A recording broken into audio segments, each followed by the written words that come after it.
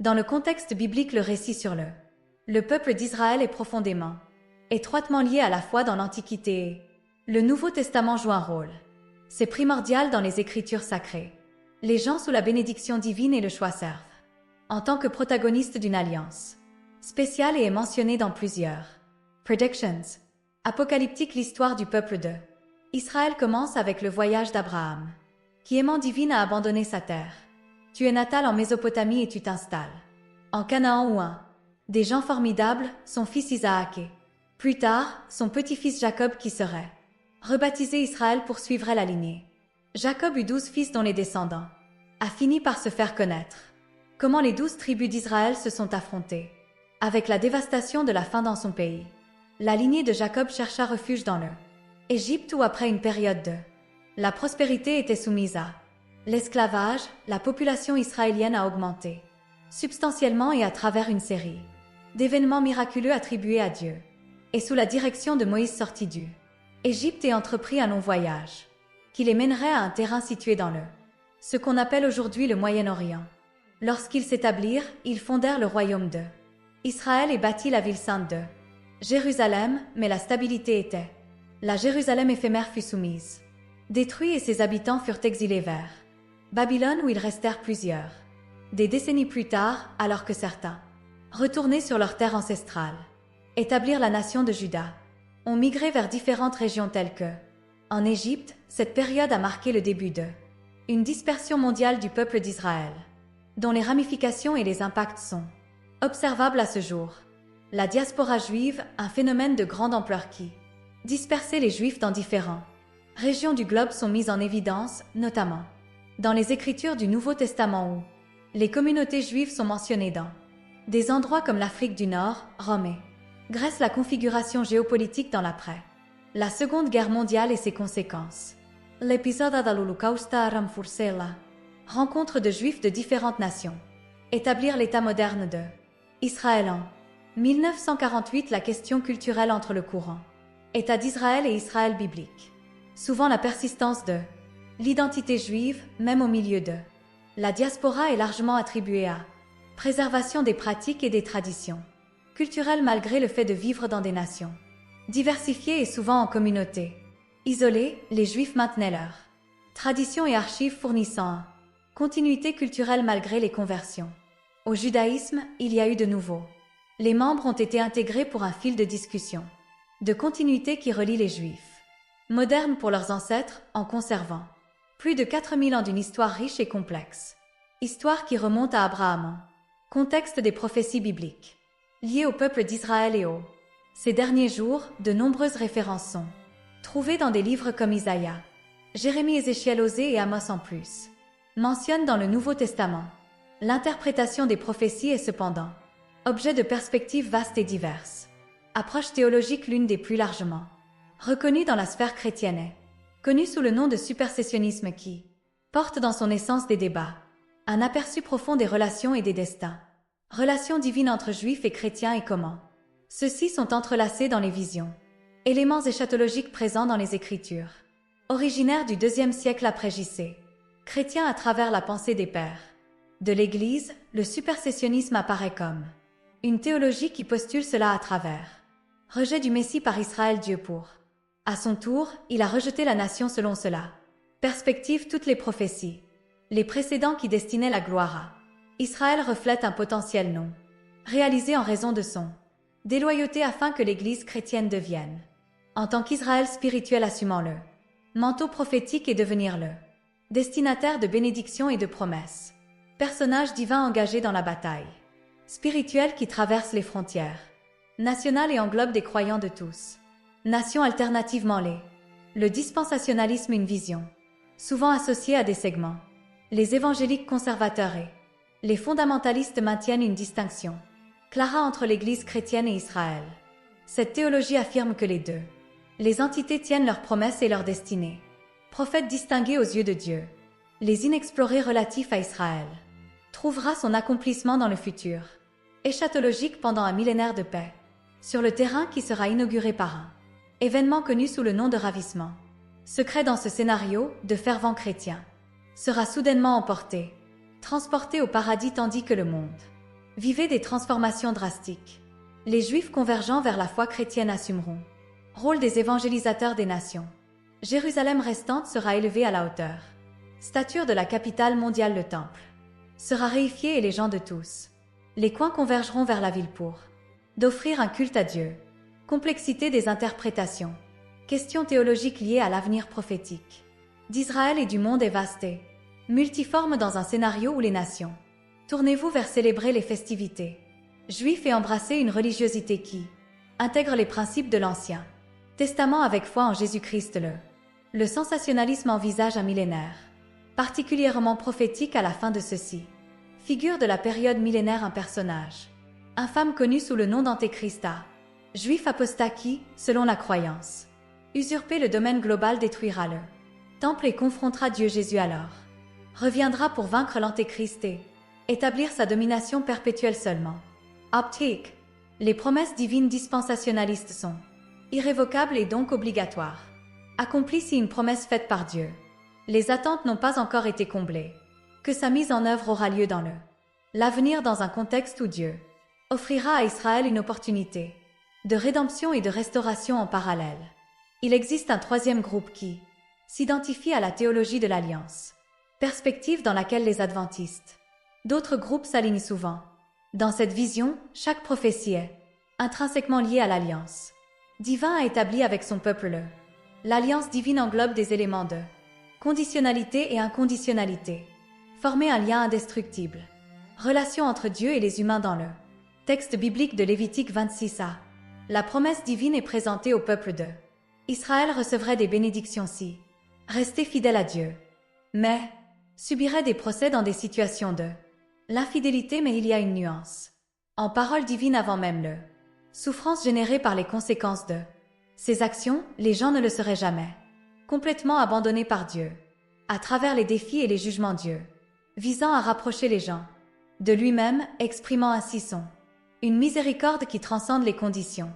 L'être humain dans le cadre de prophéties apocalyptiques, surtout dans le livre de Daniel, nous réalisons que ce sont proclamés dans des périodes où le collectif divin est immergé dans l'adversité, la persécution et dans un avenir apparemment désespéré.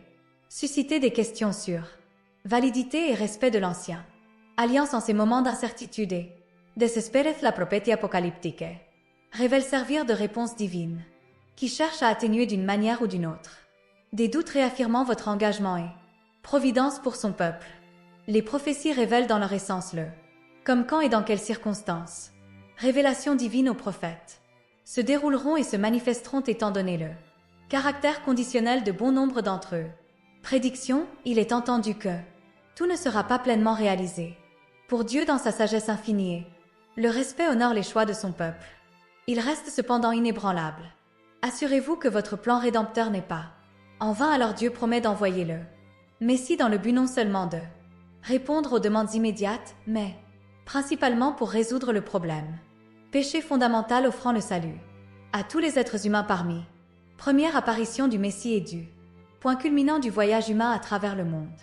Connaîtra des périodes de désolation et des conflits qui durent jusqu'à son retour définitif où il établira son le royaume de la forme absolue. Observe donc une dialectique entre autonomie, nature humaine qui rend souvent impossible Dieu pour travailler idéalement dans nos vies et la persistance et la fidélité de Dieu dans la matérialisation du l'essence de ses promesses salvatrices, même si cela se produit lentement, distinct de celui initialement souhaité dans le contexte remet en question le rôle Israël contemporain au sein de ses interprétations des prophéties et croyances sur le récit biblique, et la position de Israël y varie considérablement, donnant origine d'une tapisserie de diverses des perspectives théologiques parmi les chrétiens. Il y a ceux qui soutiennent que les Juifs sont spirituellement démunis par rejet de Jésus, tandis que d'autres prônent ça simplement à cause de ton identité. Judéka est cependant sauvé. Ses vues sont confrontées aux textes. Des textes bibliques qui mettent l'accent sur un amour divin, qui s'étend à tous les humains, quelle que soit leur ascendance. Saga d'Israël telle que représentée dans la Bible est étroitement liée à une mission spécifique d'être un véhicule de bénédiction pour toute la création. L'écriture de Bible principalement attribuée à les auteurs israélites et la venue du Messie initialement destinés au peuple juif, sont les témoignages d'une relation privée avec Dieu qui résonne à travers l'histoire et la foi chrétienne, au milieu de la tourmente et des triomphes tout au long. Pendant des siècles, la nation d'Israël a été un conduit pour diverses bénédictions et revelations qui ont eu un impact sur l'humanité de différentes manières. Profond et varié est impératif. Reconnaître et comprendre cet impact. Ellen White, une figure marquante. Un adventiste lance une discussion sur les derniers épisodes racontés dans Romains 11 faisant allusion à une acceptation. L'avenir de Jésus comme Messie pour un parti des Juifs, cette idée d'un la révélation et l'acceptation future sont vues par certains aiment un mystère divin, dynamique spirituelle qui se déploiera. Ces derniers jours, on dit souvent que Dieu prévoit le rassemblement du peuple de Israël et son unification avec l'Église de diffusion de l'Évangile à l'époque. Fin selon les Écritures bibliques. Venue de Jésus comme mentionné dans la Bible. Ne se limite pas à Jérusalem mais destiné à résonner à travers le monde. Sinon n'importe quel chiffre messianique qui n'est apparu quand Jérusalem pourrait être considéré comme un. Le Messie surgit donc une enquête. Étant donné la nature universelle de cette prophétie, pourquoi l'État d'Israël maintient actuellement l'interprétation judéca est ici crucial pour nous de comprendre ce problème de manière globale. Le point de vue du juif fervent est que l'État d'Israël ne correspond pas à l'accomplissement de la prophétie puisque cela exprime un revirement religieux, guidé par le Messie, un événement pas encore observé d'un autre côté non religieux. Réfute également cette notion en attribuant l'existence de l'État d'Israël aux fruits de votre travail et votre engagement envers la vision de théologien juif renommé du XXe siècle. Abraham Hazel ajouté un calque intrigant pour cette discussion, il postulait que l'État d'Israël avait disparu. N'était-ce pas une matérialisation de la prophétie? Il a servi d'instrument pour faciliter la réalisation éventuelle de prophéties bibliques selon Hazel. Israël persiste encore aujourd'hui parce que une volonté divine exprimée, l'amour divin même face à la transgression et l'infidélité d'un Israël qui nie le Messie révèle l'ampleur de l'amour. Dieu nous fournit inconditionnellement la certitude que nous sommes également aimés. Ce sentiment divin nous incite à présente une nature similaire envers trop de compassion et d'amour rayonnant. Israël devient donc un symbole tangible de constance et de perpétuité. De l'amour de Dieu pour l'humanité est impératif que, quelle que soit conviction personnelle et croyance que nous élevons. Nos prières pour tous. Des innocents qui sont actuellement confrontés. Moments difficiles en Israël, priant pour. La grâce divine les entoure et les protège. N'oubliez pas de montrer votre soutien. Laissez ton like et t'abonner. Ne manquez pas le contenu à venir. Seigneur Tout-Puissant, nous nous tournons vers toi dans ce moment de besoin, cherchant ta grâce et ta miséricorde. Que ta lumière guide nos pas dans les ténèbres de ce monde, dissipant nos peurs et nos doutes. Accorde-nous la force d'affronter les défis qui se dressent sur notre chemin et la sagesse pour prendre les bonnes décisions. Dans notre quête de paix et d'harmonie, inspire-nous à tendre la main à nos semblables avec amour et compassion. Aide-nous à voir la beauté en chaque âme et à cultiver la tolérance envers ceux qui sont différents de nous. Que nos cœurs soient emplis de générosité et de compréhension et que nous puissions être des instruments de ta paix dans ce monde troublé. Père Céleste, nous te remercions pour les bénédictions que tu nous accordes chaque jour. Que nous n'oublions jamais la source de toute grâce et que nous exprimions notre gratitude par nos actions et nos paroles. Accorde-nous la patience et la persévérance dans les moments de difficulté et la gratitude dans les moments de joie. Protège-nous des tentations de l'égoïsme et de l'orgueil et guide-nous sur le chemin de l'humilité et de l'humilité. Aide-nous à voir au-delà de nos propres désirs et à nous consacrer au bien-être des autres. Que notre vie soit un témoignage de ton amour et de ta grâce et que nous puissions être des instruments de réconciliation et de guérison. Dans notre marche sur cette terre, nous rencontrons des obstacles et des épreuves, mais nous savons que tu es toujours avec nous, nous soutenant et nous fortifiant. Accorde-nous la foi pour croire en ta promesse de providence et la confiance pour suivre ton chemin même lorsque nous ne comprenons pas. Puissions-nous trouver notre refuge en toi dans les tempêtes de la vie. Ô Dieu de compassion, regarde avec bonté ceux qui souffrent et ceux qui sont dans le besoin. Que nos cœurs soient remplis de sollicitude pour les malades, les affamés et les opprimés. Inspire-nous à agir avec générosité et à partager nos ressources avec ceux qui sont dans le besoin. Que notre amour pour notre prochain soit une manifestation de notre amour pour toi. Dans nos moments de faiblesse et de découragement, rappelle-nous que tu es notre rocher et notre salut. Aide-nous à trouver la force et le réconfort dans ta présence constante, sachant que tu es avec nous dans toutes nos luttes. Que notre foi en toi soit inébranlable et que nous puissions trouver la paix dans la certitude de ton amour infini. Au nom de ton Fils bien-aimé, Jésus-Christ, nous présentons cette prière en humilité et en confiance, sachant que tu entends les supplications de tes enfants. Amen.